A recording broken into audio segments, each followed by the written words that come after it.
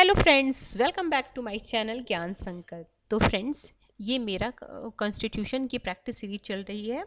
Already इससे related मैंने 3 part अपने चैनल पे अपलोड कर रखा है। अगर आपने उसे नहीं देखा है तो प्लीज़ आप उसे जाके देख लीजिए।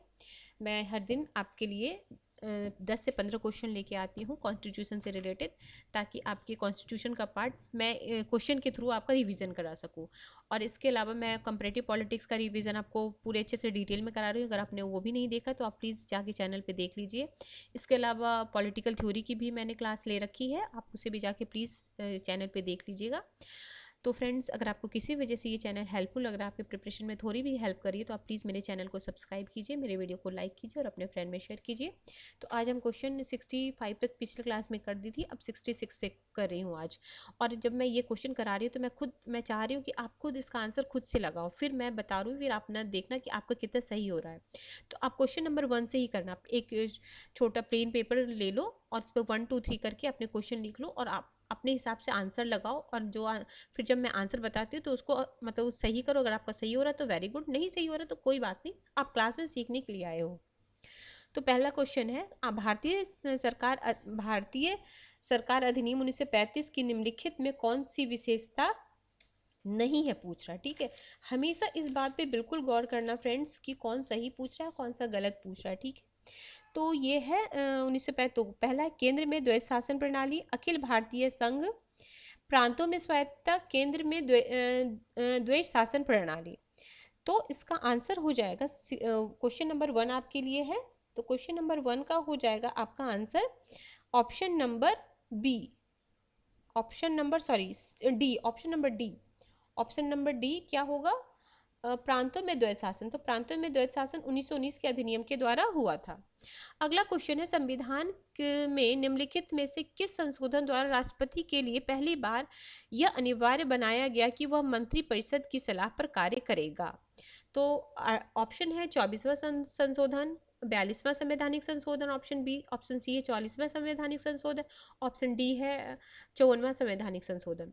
तो ये जो हुआ था, राष्ट्रपति सलाह पर कार्य करेगा मंत्रिपरिषद की आर्टिकल मतलब संवैधानिक संशोधन 42वें के तहत, और 42वें में ही आपकी प्रस्तावना में पहली बार संशोधन हुआ था, जिसमें समाजवाद, धर्मनिरपेक्ष, ये 3 वर्ड जोड़े गए थे। सिस ये इंटीग्रेटेड, तो ये 3 चीजें जोड़ी गई थी। और इसके अलावा 44वें संवैधानिक संशोधन में क्या हुआ था? 44वें संवैधानिक संशोधन में संपत्ति के अधिकार को वैधानिक अधिकार के रूप में माना गया था, क्योंकि इससे पहले जो 44वें संवैधानिक संशोधन से पहले हमारे पास 7 तरह के मौलिक अधिकार थे, अब हमारे पास वर्तमान में 6 प्रकार के मौलिक अधिकार हैं। ये भी क्वेश्चन पूछा गया, ये तो मैं बता रही हूँ आपको, यूपी सॉरी DSSC PGT में पूछा गया था 2018 में।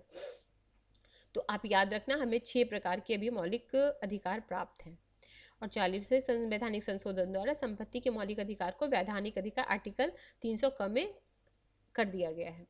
फिर भारतीय संघ किसके प्रतिरूप पर आधारित है? तो ऑप्शन ए है स्विट्जरलैंड, ऑप्शन बी है अमेरिका, ऑप्शन सी है रूस और ऑप्शन डी है कनाडा। तो कनाडा के हिसाब से, सॉरी मैं इसका आंसर हिडन कर दे रही हूँ। ठीक है, कनाडा के है। ठीक है,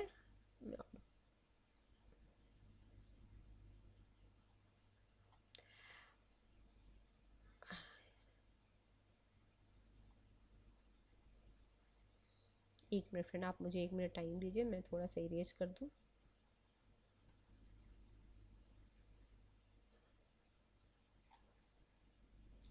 ठीक है, अगला है आपका, ठीक है, ये ऑप्शन हो जाएगा इसका ऑप्शन डी, कनाडा के हिसाब से हमारा प्रतिरूप, संघ का जो प्रतिरूप है वो कनाडा के हिसाब से।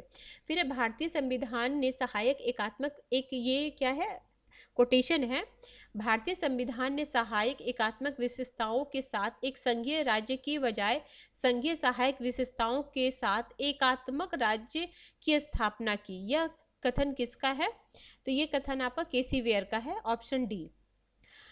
क्वेश्चन नंबर 5, भारत के नियंत्रक महालेखा परीक्षक के संबंध में निम्नलिखित में कौन सा कथन सही नहीं है? ठीक है, तो उनकी नियुक्ति राष्ट्रपति द्वारा 5 वर्ष के लिए की जाती है, उनका वेतन सेवा शर्तें राष्ट्रपति द्वारा निर्धारित की जाती है, वह 60 वर्ष की आयु पर पद छोड़ देते हैं, वह राष्ट्रपति द्वारा ही पदच्युत किए जा सकते हैं। ऑप्शन पांचवा है, वह केंद्र और राज्य के लेखों के रख रखाव के लिए जिम्मेदार है। तो इसमें कोई भी सही नहीं है फ्रेंड, ये सारा गलत है।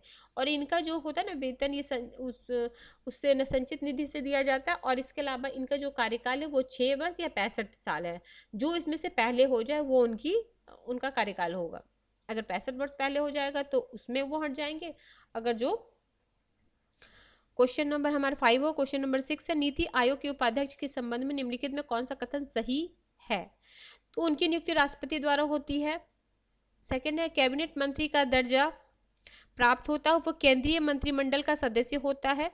चौथा, वह कैबिनेट मंत्री की बैठक में विशेष आमंत्रित सदस्य के रूप में शामिल होता है।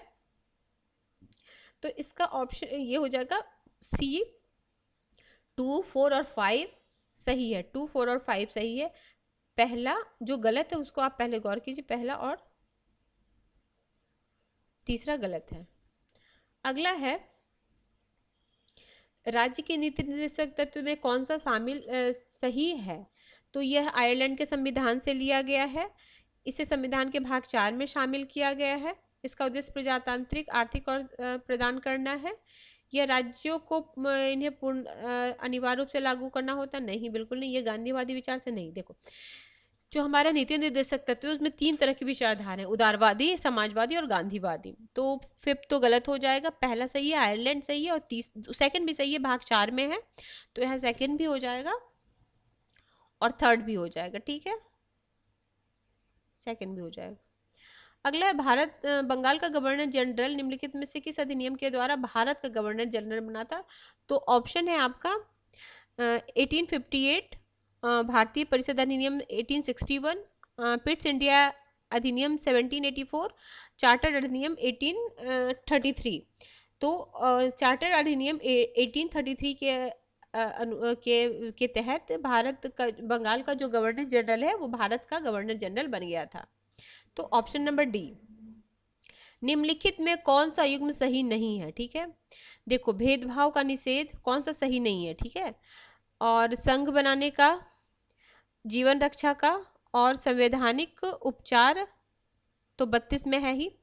ये option number C is the right answer. और ऑप्शन नंबर ये संघ बनाने का अधिकार अनुच्छेद 19 में है। 19 में आपको 6 प्रकार की स्वतंत्रताएं दी गई हैं। मैं आपको बता देती हूँ ताकि आपको आगे किसी भी मतलब ऐसे भी क्वेश्चन आते हैं कि आर्टिकल जो 19 है उसमें कितने प्रकार की स्वतंत्रताएं दी गई हैं, और उन स्वतंत्रताओं को कालक्रमानुसार मतलब उसको सीरियल वाइज लगाइए, वैसे भी आता है। तो आप एक बार अगर नोटबुक पेन रखे तो आप नोट डाउन कर लो, नहीं तो आप सुनो। देखो, पहला दिया वाक की स्वतंत्रता, यानी आपको बोलने भाषण देने की स्वतंत्रता है। ठीक है, दूसरा है सभा बनाने की स्वतंत्रता, तीसरा है संघ बनाने की स्वतंत्रता, चौथा है देश के कहीं भी आने जाने की स्वतंत्रता, आप कहीं भी आ जा सकते हो, और देश के किसी भाग में बसने की स्वतंत्रता है। पहले इसमें अपवाद था, क्योंकि जम्मू कश्मीर अपवाद था, क्योंकि वहाँ आप जमीन नहीं ले सकते थे, बस नहीं सकते थे, मतलब रह सकते थे बट वहाँ मतलब अपने जमीन नहीं ले सकते थे। लेकिन जब उसे इंडिया मतलब संघ राज्य क्षेत्र में शामिल हो गया वो, तो अब वहाँ भी आप रह सकते हो, बस सकते हो। फिर है बसने की स्वतंत्रता हो गई। फिर बसने की स्वतंत्रता के बाद आपको व्यापार करने की स्वतंत्रता, आप देश के किसी भी भाग में व्यापार कर सकते हो। और ये आर्टिकल आप इंडियन भारतीय नागरिक को ही प्राप्त है, क्योंकि कुछ आर्टिकल भारतीय नागरिक को सिर्फ प्राप्त है और कुछ आर्टिकल जो भारत नागरिक और विदेशी दोनों को प्राप्त है, मतलब मौलिक अधिकार। संवैधानिक उपचार तो आपको पता है, सर्वोच्च न्यायालय के हिसाब से 32 है और उच्च न्यायालय के हिसाब 226 है। ठीक है, रीट लागू करने का। अगला है, केंद्रीय प्रवृत्ति अभिमुखी संघ की संज्ञा किसने दी है? तो ये आपका option number C, Ivor Jenning ने दी है। Option number C, Ivor Jenning ने दी है। आप इसे नोट डाउन कर लो, ये भी बहुत मोस्ट इंपॉर्टेंट क्वेश्चन है। अगला है, क्वेश्चन नंबर कितने हो गए फ्रेंड? ये हो गया 6th, 7th, 8, 9, 10, ये 11 हो, 11, 12, 15 क्वेश्चन तक आज हम करेंगे। ठीक है, मूल अधिकार के संबंध में उनके कौन सा कथन सही है? इन्हें न्यायालय में चुनौती दी जा सकती है, ये अधिकार औचित्यपूर्ण है, और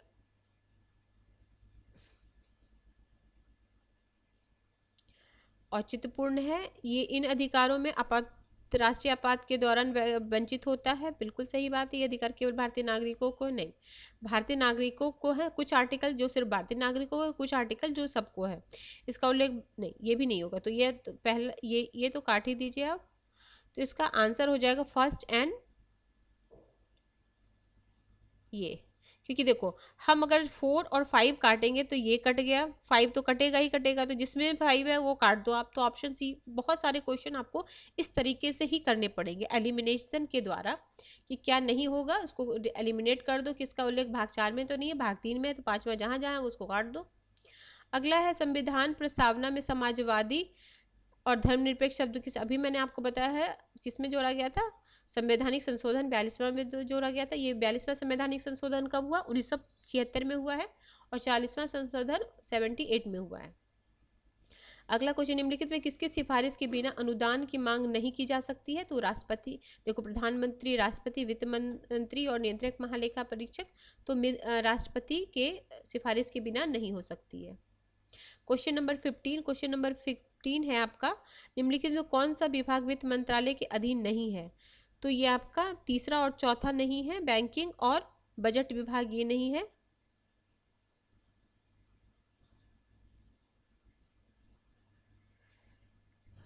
ठीक है, ऑप्शन इसके हिसाब से तो ऑप्शन 3 और 5 ही दिया हो गया है फ्रेंड्स। ठीक है, अगर इसमें डाउट होगा तो मैं नेक्स्ट क्लास में, अगर मैं एक बार देख लूँगी, अगर डाउट होगा तो मैं आपको नेक्स्ट क्लास में बता दूँगी। तो ठीक है फ्रेंड, आज मैंने 15 क्वेश्चन किए, नेक्स्ट क्लास में इससे आगे का क्वेश्चन कराऊंगी। अगर आपको किसी वजह से ये क्लास हेल्पफुल लग रही है, अगर आपके प्रिपरेशन में थोड़ी भी हेल्प करिए, तो आप प्लीज़ मेरे चैनल को सब्सक्राइब कीजिए, मेरे वीडियो को लाइक कीजिए, अपने फ्रेंड में शेयर कीजिए। Till then bye bye, see you in next video.